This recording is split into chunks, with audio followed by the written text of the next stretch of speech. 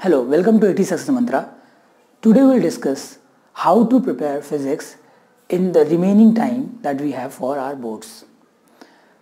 क्योंकि बहुत सारे बच्चों को फिजिक्स में प्रॉब्लम होती है और सबसे मुश्किल सब्जेक्ट लगता है, ऐसा मैंने अपने एक्सपीरियंस से देखा है। और उसके बहुत सारे रीजंस हो सकते हैं। हो सकता है उन्होंने ठीक से पढ़ाई नहीं की हो, ठीक से समझ नहीं आया हो, टीचर ठीक से पढ़ाया नहीं हो, या फिर उन्होंने उसकी स्ट्रैटेजी पढ़ने की गलत हो। इस तरीके से कुछ भी प्रॉब्लम्स हो सकती है जिस वजह से ऐसा लगता हो। लेकिन अगर सही मायने में देखा जाए तो फिजिक्स बहुत मुश्किल नहीं है। अब बात करते हैं बोर्ड एग्जाम्स के बारे में। बोर्ड एग्जाम्स में अभी जो टाइम है उसमें मैं अगर आपसे ये कहूँ कि अभी हमारा मेन एम ये है कि हमको मार्क्स स्कोर करने हैं, तो अभी जिस स्ट्रैटेजी की हम बात करने वाले हैं, हम इस बारे में बात करेंगे कैसे हम मार्क्स स्कोर कर सकते हैं मैक्सिमम। नाउ आपको कितनी फिजिक्स आती है नहीं आती है, इट डजंट मैटर। अभी तो क्या मैटर करता है कि आप मार्क्स कैसे स्कोर करते हैं। तो कैसे पढ़ेंगे फिजिक्स? फिर से वही बात, दो किताबें आप लेके बैठेंगे और कौन सा चैप्टर स्टार्ट करें, यही स्टार्ट समझ नहीं पाते हैं आप कि कब क्या पढ़ें। आप सब में से थोड़ा थोड़ा पढ़ते रहते हैं और उसका रिजल्ट बहुत खराब होता है। मैंने ऐसा देखा है, बिकॉज आप किसी में परफेक्टली किसी चीज़ को तैयार नहीं कर पाते हैं। तो फिर से वही स्ट्रैटेजी जो मैं हमेशा आपको बताता हूँ कि हम लोग स्टार्ट करेंगे सबसे पहले ईजीएस्ट चैप्टर से। ना इजी तो कुछ भी नहीं होता, आपको लगता होगा फिजिक्स में, लेकिन अगर हम अपने सिलेबस की बात करें वहाँ पे कुछ ऐसे चैप्टर्स हैं जो बहुत इजी हैं। इसलिए इजी हैं बिकॉज उसमें लिमिटेशन है, आपको ज़्यादा वेरिएशन नहीं मिलेगा। इतने कम वेरिएशंस हैं कि आप उसको ईजिली पढ़ सकते हैं। तो कौन सा चैप्टर है देखिए, बोर्ड में लिखा हुआ है। तो अगर आप स्टार्ट करने जा रहे हो फिजिक्स पढ़ने के लिए, तो now it's no more time कि आप सोचो कि अरे कैसे पढ़ें, जस्ट स्टार्ट इट। तो कैसे स्टार्ट करें? Don't start electrostatic, don't start optics, it's waste of time, because beginning में आपको कॉन्फिडेंस गिर जाएगा, हम वो नहीं चाहते। सबसे पहले हम स्टार्ट करेंगे ये 3 chapters, EM waves, dual nature and communication. 7 days का टाइम आपको खुद को देना है कि एक वीक में आपको ये 3 चैप्टर फिनिश करने हैं। इन 3 चैप्टर्स में आता क्या है पेपर में, तो जनरली जो लास्ट के 2 चैप्टर्स हैं dual nature and communication.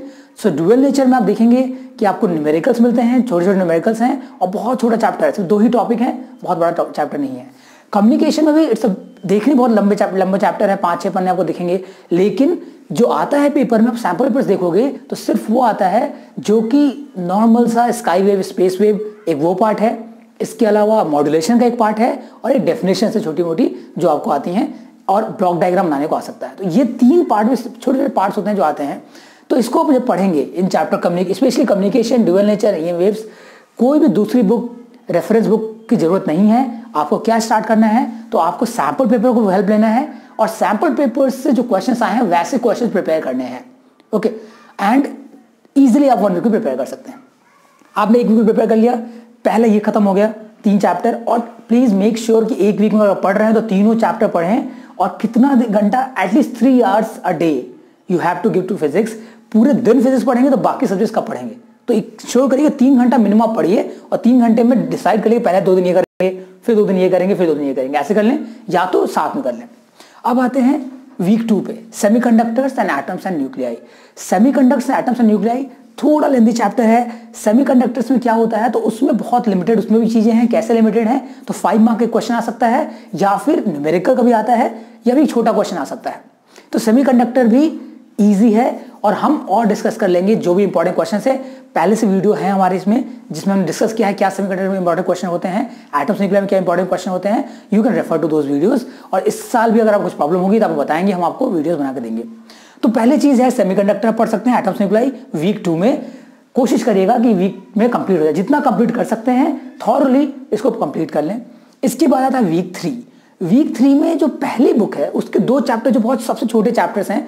Current electricity है तो 7 मार्क्स का, लेकिन वो बहुत बड़ा है नहीं, बहुत लिमिटेड चीजें उसमें भी हैं। जैसे कि या तो आपका पोटेंशियोमीटर, मीटर ब्रिज, वो 2 बहुत फिक्स क्वेश्चन है। पोटेंशियोमीटर तो आना ही आना है, तो वो आपको अच्छे से पढ़ना है। किरचॉफ लॉ पढ़ सकते हैं और जो 2-3 डेरिवेशंस है वो पढ़ सकते हैं। तो ये करंट इलेक्ट्रिसिटी आसानी से हो जाता है। एसी एंड ईएमआई भी देखने में अगेन वो आपको लगता है मुश्किल है, लेकिन एसी ईएमआई में अगर आपको फेजर डायग्राम वाला पार्ट आता है तो एसी में और कुछ बचता नहीं है। फेजर डायग्राम एंड जो डिवाइसेस आते हैं, मैं बात करने वाला हूँ डिवाइसेस के बारे में, वो आपको पढ़ना होता है। ईएमआई में डेरिवेशंस हैं छोटी सी, और 1-2 तरीके न्यूमेरिकल्स को या फिर कॉन्सेप्चुअल क्वेश्चन वो आ सकते हैं।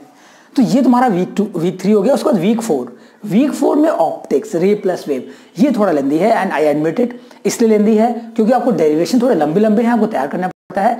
तो कोशिश करिएगा कि इसको थोड़ा ढंग से आप जिसके डेरिवेशंस हैं उसको अच्छे से प्रिपेयर कर लें, क्योंकि पूरा वेटेज अगर देखा जाए तो 14 मार्क्स का वेटेज है ऑप्टिक्स का। 14 मार्क्स में से एक डेरिवेशन आपको निकल जाता है, एक कोई न्यूमेरिकल आ जाता है। तो डेरिवेशन 5 नंबर का आपको बहुत चांसेस है आने के। तो डेरिवेशन आप पढ़ लेंगे, साथ में डिवाइस है, माइक्रोस्कोप टेलीस्कोप, बहुत बार होता है कि माइक्रोस्कोप टेलीस्कोप आ जाता है, YDSC आ जाता है। तो ये चीज़ आप ऑप्टिक्स से देख सकते हैं। वेव ऑप्टिक्स में ज़्यादा परेशानी की जरूरत नहीं है, थोड़ा मुश्किल लगता है बच्चों को वेव ऑप्टिक्स। क्या उसमें आप सोच सकते हैं, क्या प्रिपेयर कर सकते हैं? तो वेव ऑप्टिक्स में इंटरफेरेंस का जो पार्ट है उससे क्वेश्चन ज़्यादा आते हैं। डिफ्रैक्शन के पार्ट का जो क्वेश्चन आता है जनरली ऑप्शन में रहता है, लेकिन इन केस अगर आ गया तो आपको करना तो पड़ेगा ही।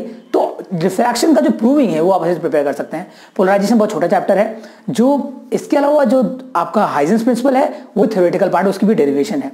तो इसमें डेरिवेशन से फोकस करना है। ऑप्टिक्स वाले में डेरिवेशन लिखने की प्रैक्टिस करनी है। अगर आपको डेरिवेशन हो जाता तो मान लीजिए 14 में से 8 मार्क्स तक आपका ऐसे प्रिपेयर हो गया। बाकी न्यूमेरिकल्स का जो पार्ट है वो भी एक अलग से आप प्रिपेयर कर सकते हैं। फिर आते हैं इलेक्ट्रोस्टैटिक्स। मैं अगर मानूं तो इलेक्ट्रोस्टैटिक्स सबसे लेंदी है पूरे बुक में, क्योंकि इसमें बहुत सारे वेरिएशंस हैं एंड ट्रिकी क्वेश्चंस भी आ सकते हैं। अब इसको पढ़ते समय टाइम लगता है, थोड़ा परेशानी होती है पढ़ने में, लेकिन फिर से वही इसमें स्ट्रैटेजी अपनानी है कि डेरिवेशंस को अलग से प्रिपेयर करना है। डेरिवेशंस अगर आ गया तो 5 नंबर आपको फ्री के देके जा रहा है। फिर न्यूमेरिकल्स और जो ट्रिकी क्वेश्चंस होते हैं उनको अलग से आपको देखना पड़ेगा, और वो भी पॉसिबिलिटी है कि आप एक में कंप्लीट कर सकते हैं।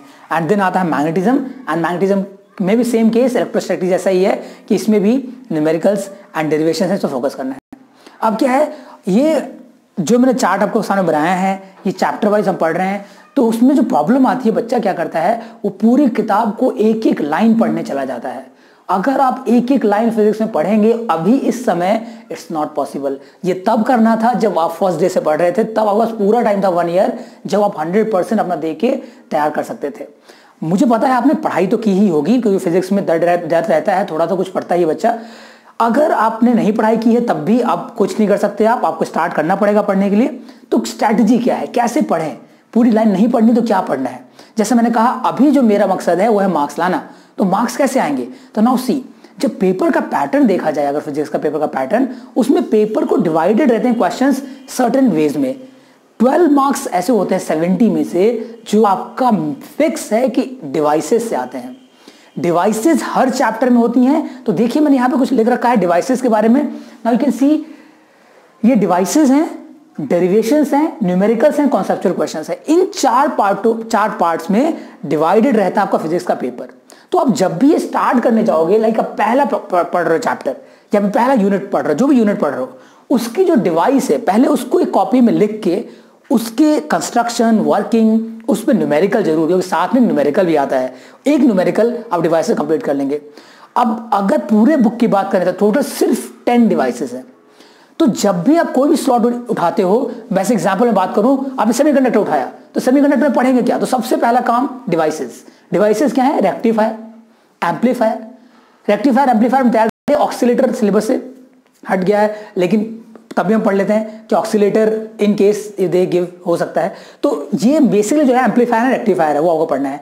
और ऐसे ही अगर आप इसमें है नहीं डिवाइसेस, इन तीनों में डिवाइसेस है नहीं, तो डिवाइसेस भी कहाँ आते हैं? तुम्हारे यहाँ आते हैं करंट इलेक्ट्रिसिटी में। करंट इलेक्ट्रिसिटी में क्या डिवाइस है? Potentiometer, meter bridge. ऐसे एक वीडियो तुम्हारे पीछे हैं, उसमें डिवाइसेस मैंने बता रखे हैं। और if you need we can tell you about devices. वैसे एकदम डिट्टो आपको हर में एक डिवाइस मिल जाएगा। डिवाइस वो चीज होती है जो कि कोई फंक्शन, कोई काम करती है, लाइक पोटेंशियोमीटर कुछ मेजर करता है, ऐसी डिवाइस, इनको डिवाइसेस बोलते हैं। So in every unit of device, और सोचे तो 12 नंबर तुम्हारा ऐसे तैयार हो जाएगा। फिर दूसरा काम डेरिवेशन। तो जब सब, क्योंकि थ्योरेटिकल फिजिक्स के पेपर में थ्योरी वाला पार्ट भी आता है। ये आपका भ्रम है कि पूरा न्यूमेरिकल आता नहीं, थ्योरी वाला भी पार्ट आता है, और आपको अच्छा खासा पार्ट आता है थ्योरी वाला पार्ट। या फिर अगर आता है क्या न्यूमेरिकल है ये भी तो पता होना चाहिए। तो आपको डिवाइसेस और जो डेरिवेशंस हैं उनको अलग से कॉपी में लिख के प्रिपेयर कर लेना है इन सब में। फिर आती है न्यूमेरिकल्स की बात। 15 नंबर के न्यूमेरिकल्स होते हैं। 15 नंबर के न्यूमेरिकल में जो चैप्टर्स, मेजॉरिटी ऑफ न्यूमेरिकल्स जिस चैप्टर से आते हैं, या जो न्यूमेरिकल्स होते हैं जिन चैप्टर्स में, उन चैप्टर्स के न्यूमेरिकल्स आप अलग से प्रिपेयर कर सकते हैं। दिन आता है conceptual questions. Conceptual questions 1 mark या 2 मार्क वाले में होते हैं। वो बेटर ये रहता है कि आप सैंपल पेपर से देखिए कैसे क्वेश्चंस आए हुए हैं, उनको प्रिपेयर करने की कोशिश करिए। मेरा ये कहना है कि अगर आप इसको फॉलो करते हैं, डिवाइसेस डेरिवेशंस की कॉपी बना के अलग से from every unit you write the numeric devices and derivations in one copy, you will revise it again, it will also act as simple notes for your preparation और revision when paper comes, जब बहुत पास में आ जाएगा paper. मतलब इस तरीके से आपको प्रिपेयर करना है। दूसरी बात, जो भी डाउट्स, जो भी इंपॉर्टेंट क्वेश्चंस को जानने हैं, कुछ भी है, आप कमेंट करेंगे, हम आपको बताएंगे उन क्वेश्चंस के बारे में।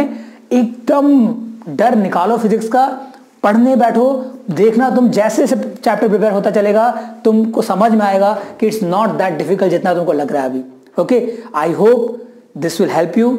Start preparing and you will definitely succeed, and I can assure you that. All the best.